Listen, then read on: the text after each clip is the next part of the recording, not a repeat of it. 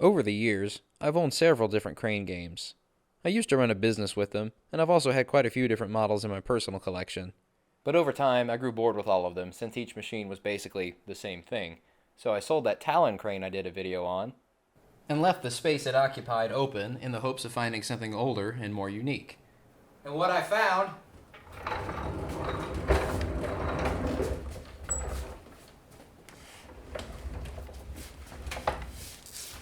running over the cord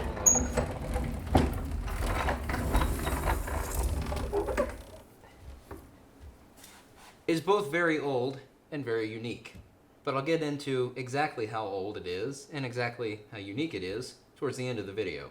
For now, I've got some simple maintenance and upgrades that I'd like to do.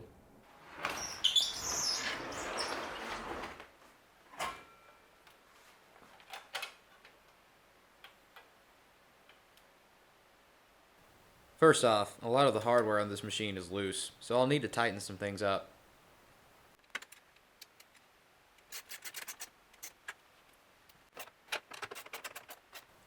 Also, the other halves of these latch assemblies were missing, but thankfully they were just sitting in the bottom of the cabinet, so I can just reinstall them.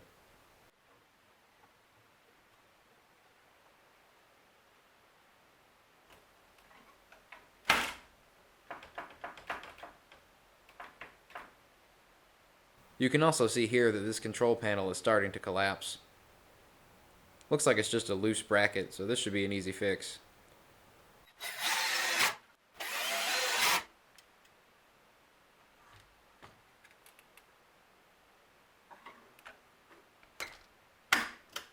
Now everything is a lot more flush. As per the usual, I'm also going to replace these fluorescent lights with ballast bypass LED tubes. Ballast bypass LED tubes run on a standard wall outlet voltage, rather than the higher voltages that the fluorescent tubes do. To install them, you simply bypass that ballast so that your fluorescent receptacles are outputting the wall outlet voltage instead of the higher voltage.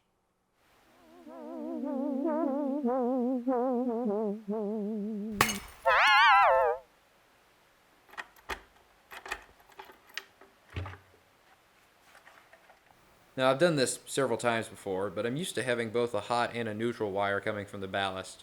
In this case, I can see that my power cable is running into this transformer, and I've got a hot and neutral wire running from that to this switch here. This blue wire coming off of the fuse is my hot wire.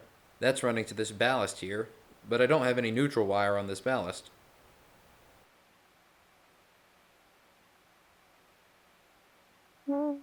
However, I can see a separate wire here that's running from both ends of the bulb to the front of the cabinet, probably for that other bulb, and then back to the neutral wire on that switch. So that'll be my neutral connection. So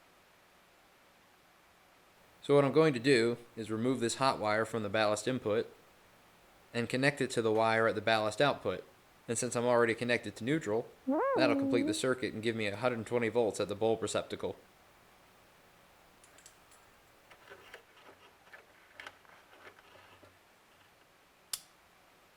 I just flipped a breaker. How did that happen? Communist over-regulated AI breakers. So what happened here is slightly interesting. My shop electricity is fed through these stupid arc and ground fault breakers. These are a nuisance, since they are known to always false trip with certain equipment, and their installation is enforced by the electric code. The multi-tap I was using probably just switches the hot wire on and off, leaving neutral connected.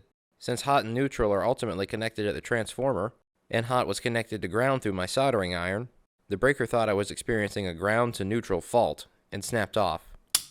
At least, that's what I think happened. So I unplugged the machine entirely and got back to bypassing that ballast. I also tied the wires at the receptacles together, since the original bulb needed hot and neutral on both sides, but the new bulb needs hot or neutral on either side. Alright, let's see if all that works or just starts a fire. I was not expecting these to look as good as they did. The LEDs shining through those red shades look really neat, almost like some of the rope lights I'm used to seeing on cranes. The next thing I'm going to do is put this machine on wheels, since it's just sitting on the plywood bottom right now, and moving that over time is eventually going to cause a lot of damage. I am going to reinforce the bottom of it first though. That way the wheels don't just break through the cabinet when all the weight is moved to just the four corners. Well, I went digging through my shop, and I accidentally found two boards that are the exact length that they need to be for this. Let me see if this is just a standard length or something. 35.5 inches. Whatever. Works for me. As you can see here, these were just randomly a perfect fit.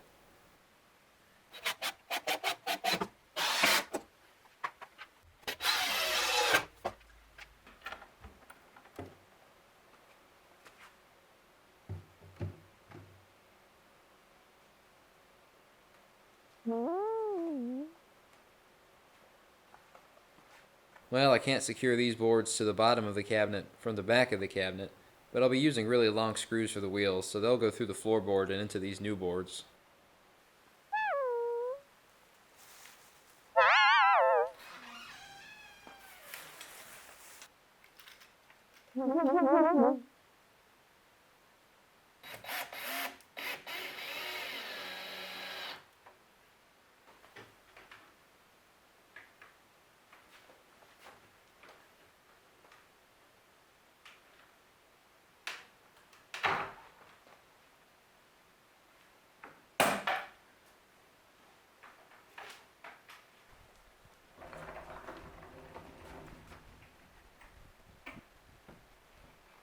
The next thing I need to do is replace this plexiglass ramp here. A previous owner had cut out the prize tunnel larger and made this huge ramp, probably so that he could use bigger prizes in this machine. But as you can see by the fact that it's bent, the claw gets caught on this thing from time to time. So I'm going to remove it and replace it with something that's far more visually consistent with this machine.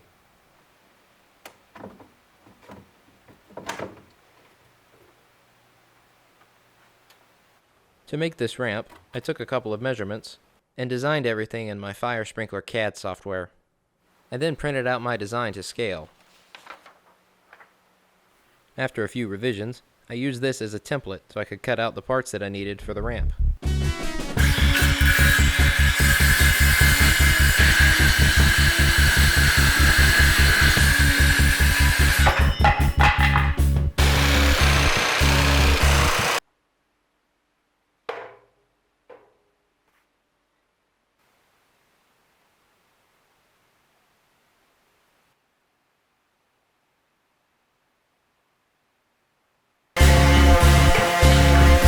Well, I threw everything together for a quick test, and while it does fit the way I wanted it to, I ran into another problem. The slope on the ramp is not nearly enough to send the prize to the prize door, so I've got to start over. I designed that ramp by measuring the height of the bottom of the prize tunnel and the height of the claw. I wanted the ramp to be a minimum distance below the claw at maximum, and just sloped from that elevation to the top of the bottom of the prize tunnel. I also made it the same length as the width of the prize tunnel, that way it would be square. But now, since I need a sharper slope, and I'm already as high and as low as I can go on the ramp, my only solution is to make the distance between the highest and lowest part of the ramp shorter. That way, my slope is sharper. I used my laser plumb bob to get myself a better point of reference, since pretty much everything in the playfield is sloped. I then measured the distance from the claw to that same point, and made the ramp as short as I could within that distance. From there, I went about reworking my ramp design.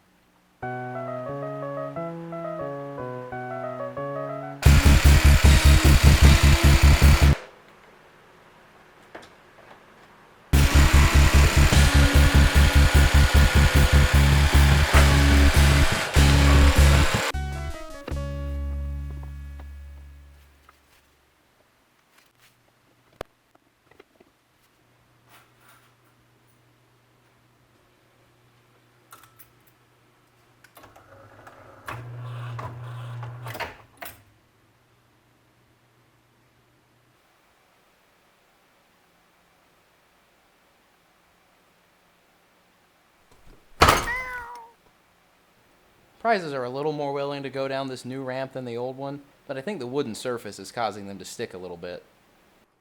So I took a piece of plexi from the old ramp and attempted to cut it to size to fit my new ramp.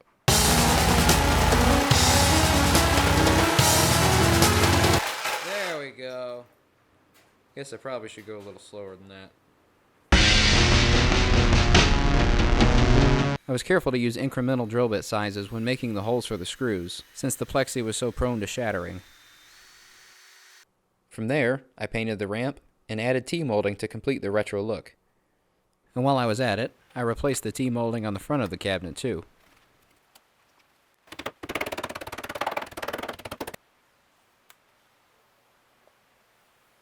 And finally, I added some planks on either side of the prize tunnel, since prizes were so prone to falling off to the side and missing the prize door entirely. Now, everything is as it should be.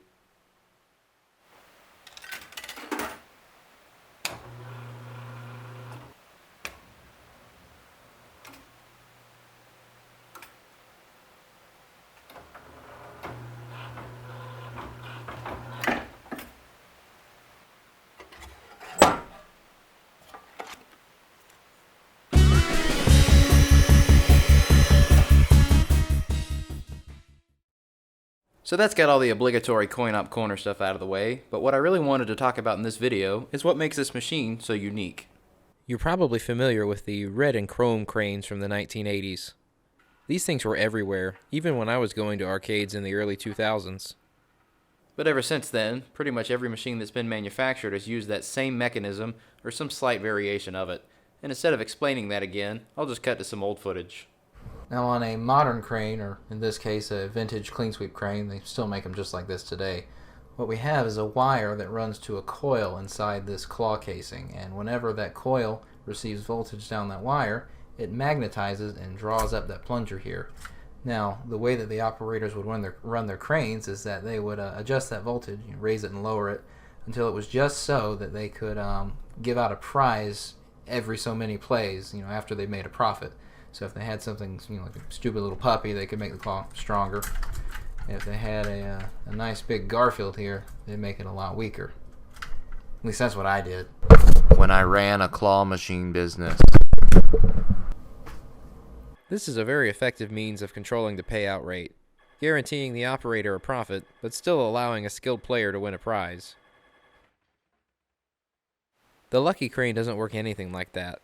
The claw actually rests in the closed position, and voltage is applied to open it, so there's no way to directly control your claw strength. The only thing you can actually adjust is how far the claw lowers before it closes. There's an adjustable wheel on one side of the trolley, and it acts like a sort of timer, allowing you to dial in how far down you want the claw to go. If you set it just right, it can be very difficult to pick up certain items. But that means that you have to have all the prizes in the machine positioned just perfectly, and you're more likely to make the machine completely impossible instead of hitting that perfect payout ratio. And even then, you're ultimately still at the mercy of that claw. But this is all academic, since as early as the 90s, machines could be programmed to only grab with a useful amount of strength once every so many plays, directly controlling the payout rate and eliminating most of the skill element. Now you're probably wondering, who on earth cares about this? This is useless information. And it is, but it's interesting to me. It's kind of like the difference between taking a picture with your smartphone or taking a picture with this old digital camera that records onto floppy disks.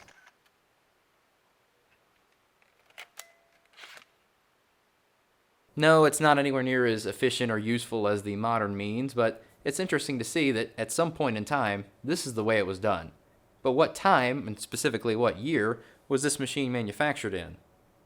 With most machines, I can easily find a manufacturing date online, and if not, there's usually a data plate of some sort, but not on the Lucky Crane.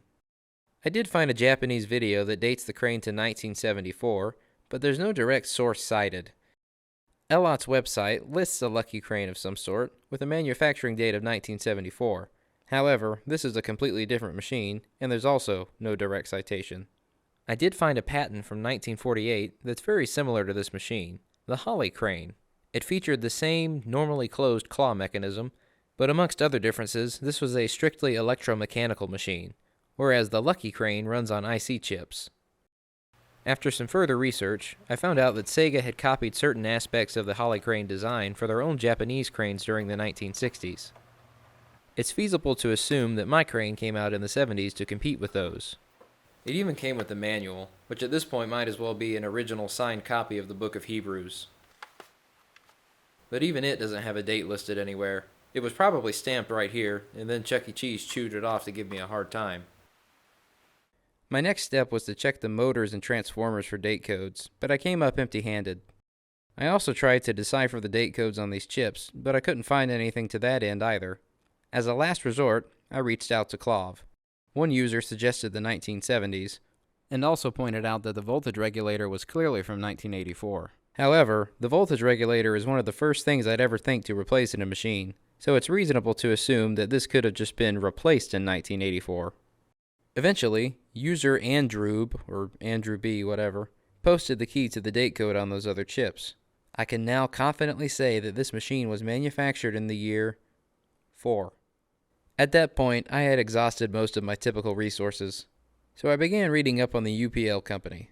From there, I eventually found this article that states directly from the source that the Universal Playland Co. Limited changed their name to UPL Company Limited in 1983. And what logo does that cabinet bear? UPL Co. Limited.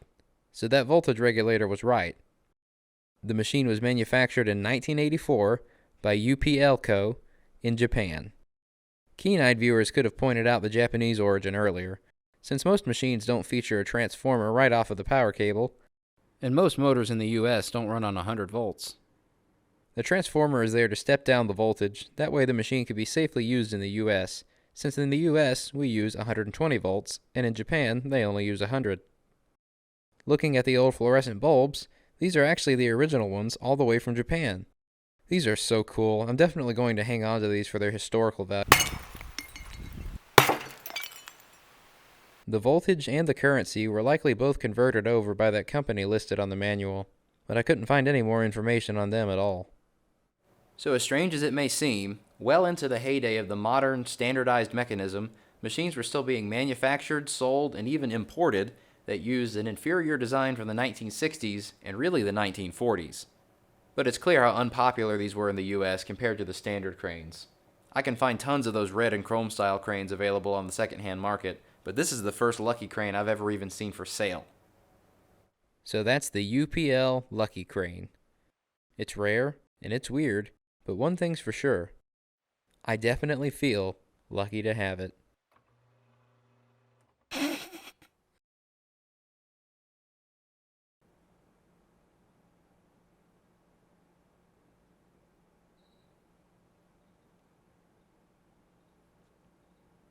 Ow.